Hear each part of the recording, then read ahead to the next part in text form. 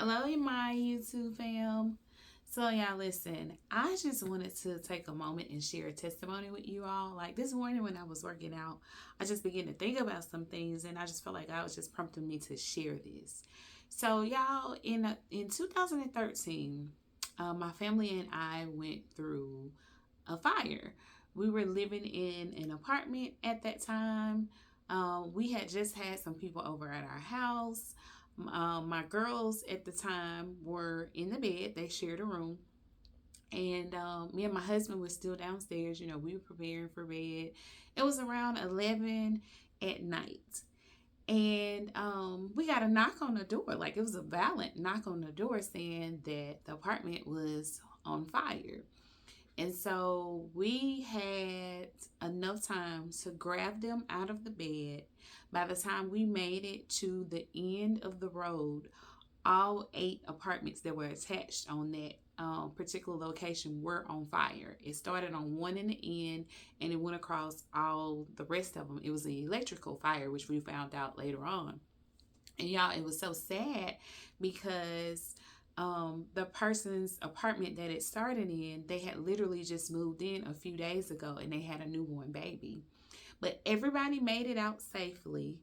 Unfortunately, everybody lost everything. All we had were the clothes on our back, and that was it. But I was grateful for that because my children were unharmed.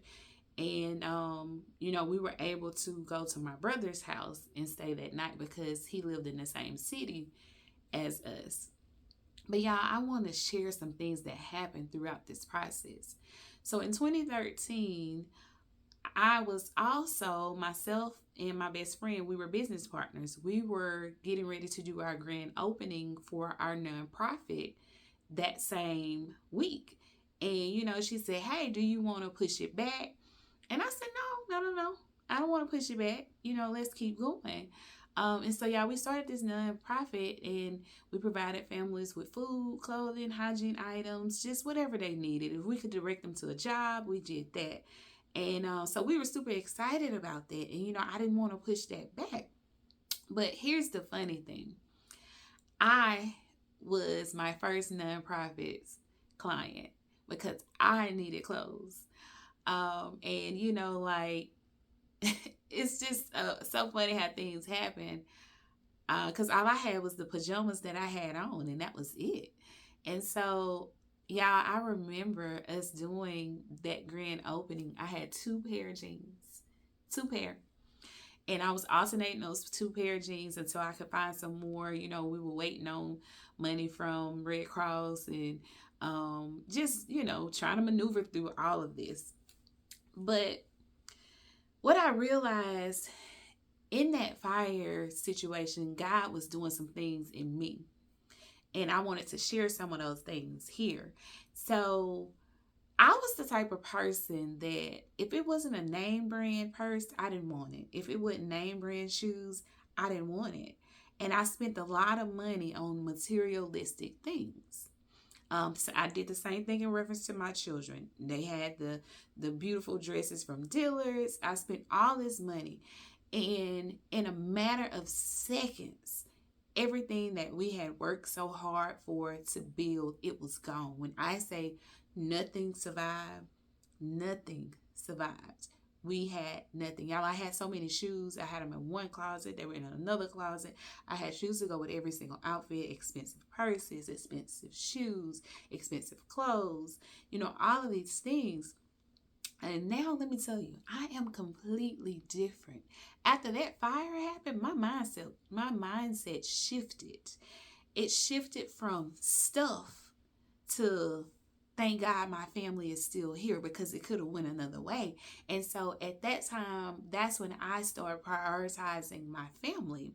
It wasn't about stuff for me. I don't care about name brand anything now. A shoe is a shoe, a shirt is a shirt. It doesn't have to be name brand. I shop at thrift stores now. I do whatever, because that's not important to me. So we have to be careful not to make things our God. And I was putting so much into all these materialistic things. Don't get me wrong. It's okay to have good and nice things, but don't make it your God. I was in the mindset of, if it's a name brand purse, if it's not a name brand purse, don't bring it to me. And so I was prioritizing that stuff, and all of it was taken away. And honestly, it has helped me be so better. Like, we always say we want God to use us, but we don't posture ourselves to be able to be used. And so for me, yes, I was starting a nonprofit with my best friend and business partner. So we had our mindset correct in that, in serving others, but I wasn't as humble as I thought I was. And that fire made me realize that my heart posture wasn't correct. It wasn't where it needed to be. And so, I was saying I wanted God to use me, but I was spending a ridiculous amount of money on stuff. And so I couldn't even have funds available to be able to help anybody that actually needed. And y'all, something else he did with me going through that, with me being my first nonprofits client, when the clients actually came in, I had a way to break the ice with them. I had a story that I could tell, because oftentimes when people need help, they're embarrassed and they don't know what to do, and they just feel some type of way about it. And so I could sit there and say, like, hey, I'm the first client for the nonprofit. I'm here serving you today in one of the 2 pair of jeans I have on. I'm trying to sort out stuff for my family, but I'm still here serving you. And God is faithful. God provides. And that's one thing I want to say. Like, in that situation, man, God provided for us so much. Like, my church came together and got us all stuff. We didn't go without anything. In fact, we had so much stuff, I had to start turning people away. Like, I don't need that. And so we were able to take a lot of those things and pour them into the nonprofit and bless other families with it. So it was just a cycle of blessings that I didn't even see coming. It blessed myself and my family as well as my nonprofit.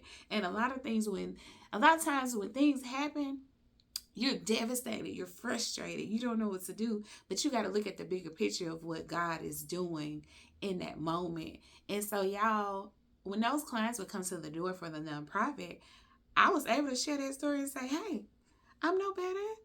I'm struggling right now. We're trying to figure out where we're going to get furniture for our kids, for our room. Like, we had to refurnish everything. Like, we were able to get another apartment, but we had to refurnish, that apartment with everything that you could think of. We needed pots, pans, tissue, you name it. We needed it. But what I want to tell you is God did not let me go without a single thing. In fact, it was an abundance of things. So much so that I had to turn people away. And y'all, it was right around my daughter's birthday. And my best friend stepped in, y'all, and she threw my baby a birthday party. Like, when I say nothing missed a beat, yes, we went through a traumatic experience, but nothing missed a beat. Like, she came together and she threw this awesome birthday party for my daughter. Like, it was just beautiful. Y'all, I said all this to say God is faithful. God provides. Even when it seems like a challenge, He provides. He keeps. And He'll send more than enough. And a lot of times you need to look at what He's trying to do in you. For me, He changed my heart. And my focus has been my family and serving others. And I couldn't see it at that moment and at that time because I was so wrapped up in me and the materialistic things. But y'all, we can't take none of that stuff with us. We can't take none of that with us. Just like all of my stuff was gone in a few seconds and I stood outside and watched it burn. It's just stuff. We can't put so much interest in the stuff and not His people. We got to make sure we're serving His people properly and make sure we're being the hands and feet of Jesus, okay? And I just wanted to share that with somebody, because it may help you along your way. Like, we can't help others if we don't share what we've been through. So, I knew God in that situation to be faithful, to be a provider and a protector, because we were able to get up those stairs and get my girls and get back downstairs, and no bodily harm came to us. So thank y'all for watching.